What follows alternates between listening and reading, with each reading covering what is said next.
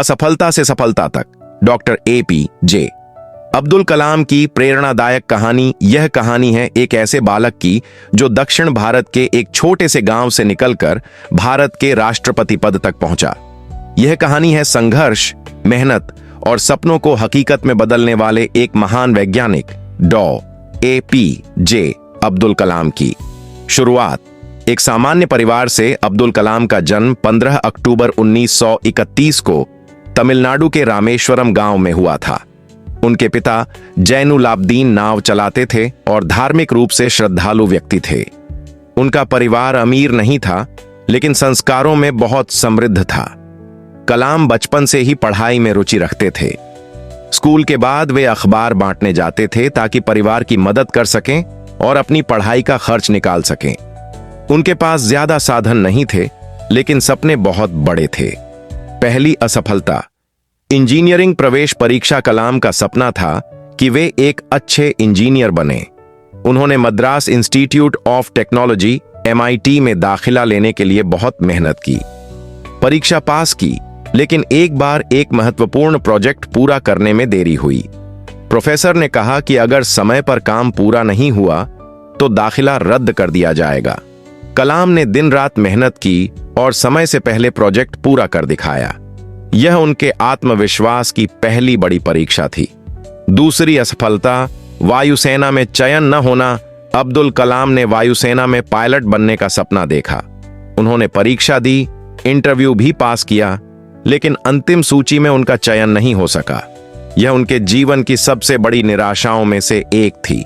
वे टूटे नहीं, बल्कि उन्होंने इसे अपनी दिशा बदलने का एक अवसर माना। सफलता की शुरुआत, वैज्ञानिक के रूप में करियर। इसके बाद उन्होंने रक्षा अनुसंधान और विकास संगठन DRDO में काम करना शुरू किया। फिर ISRO ISRO में चले गए, जहां उन्होंने भारत का पहला स्वदेशी उपग्रह प्रक्षेपण यान SLV-3 बनाया, जिसने 1980 में रोहिणी उपग्रह को अंतरिक्ष में भेजा। यह भारत के लिए ऐतिहासिक क्षण था। मिसाइल मैन की उपाधि 1980 के दशक में, जब भारत रक्षा क्षेत्र में आत्मनिर्भर बनने की कोशिश कर रहा था, तब कलाम ने पृथ्वी, अग्नि, आकाश, त्रिशूल और नाग जैसी मिसाइलों के विकास में महत्वपूर्ण भूमिका निभाई। उन्हें मिसाइल मैन ऑफ इंडिया कहा जाने लगा। परमाणु परीक्षण में भूमिका 1998 में पोखरण में भारत के परमाणु परीक्षण में कलाम की अहम भूमिका रही। इस परीक्षण ने भारत को विश्व मंच पर एक मजबूत राष्ट्र के रूप में स्थापित कर दिया।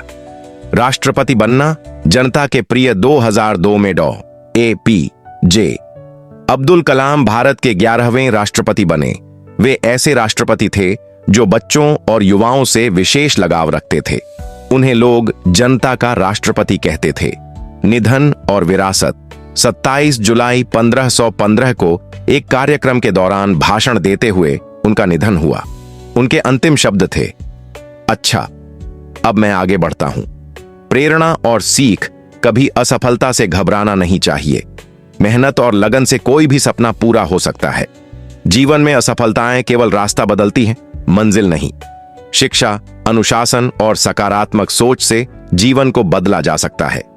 निष्कर्ष, APJ अब्दुल कलाम एक साधारण परिवार से निकलकर असाधारण उपलब्धियां पाने वाले व्यक्ति थे।